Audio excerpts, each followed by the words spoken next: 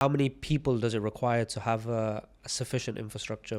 So my team is around 7 people. So we have a 7 person team in my fund, and each person has basically different roles. And we have basically 2 analysts who are trading 2 different strategies. And those 2 analysts actually have another secondary strategy as well, which is a bit more systematic. And what we do is we basically have to go through processes. So for example, if we're trying to build a case study, we will look at, let's say, a trade idea. The trade idea goes to, for example, the research team, and the research team will actually research on that asset class, for example, news, research, any fundamentals, and create a report on that instrument. Okay. Once we have the instrument, then that goes to the analyst, and he will basically look at what is written on the report, and he will basically see if the technical aligns with the research report. Mm-hmm. If those two aligns, that's a good sign usually for us. Once that's done, then it goes to the risk team. And the risk team will then basically go ahead. So we have basically key requirements for trade ideas, and then he will allocate a certain risk on that report and allocate if that trade idea is a AAA setup, AA, or a B grade setup. Once that's done, then the report comes to me, and then I basically overlook the whole case study. And if I see if it's a good idea, if it gets approved or not, once it's approved, then it goes to the execution team, which executes the trade.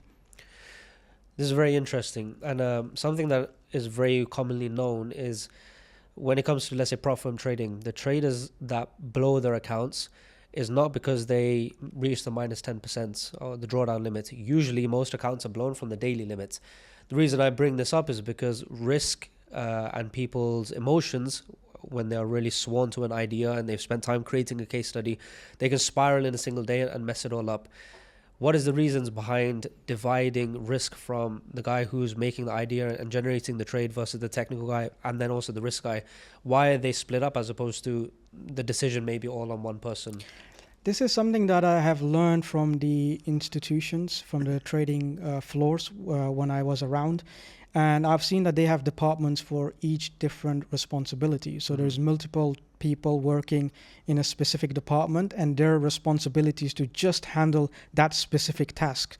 And it makes sense at the end of the day, because we as retail traders try to do everything ourselves. We try to do the research. We try to do the technical analysis. We try to do the risk ourselves.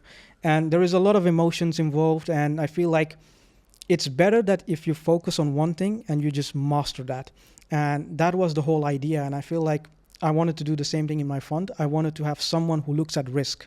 His main job is to understand risk, allocate risk, understand when to scale in, understand when to exit positions, understand when basically like the trajectory of risk on what's the best outcome that we can have, or maybe all the different parameters when it comes to risk. So his job is to manage the risk, research the risk, allocate the risk, and make sure that we are possibly putting in the best risk scenario that we can get out of the trade idea.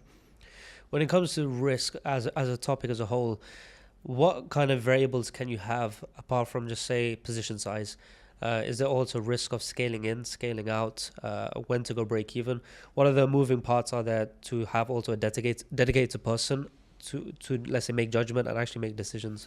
Yeah, like you said, we have variations like breaking even, trailing or stops, scaling in, scaling out, maybe even invalidating ideas. And these are certain things that we look at.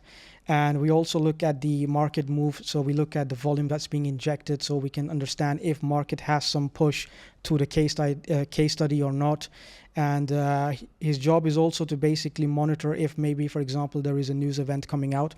Do we need to get out of the position? Okay. Do we stay in the position? Do we just put our stops to break even? So there are a lot of variations. That's his job that he needs to kind of research and understand and take the decision.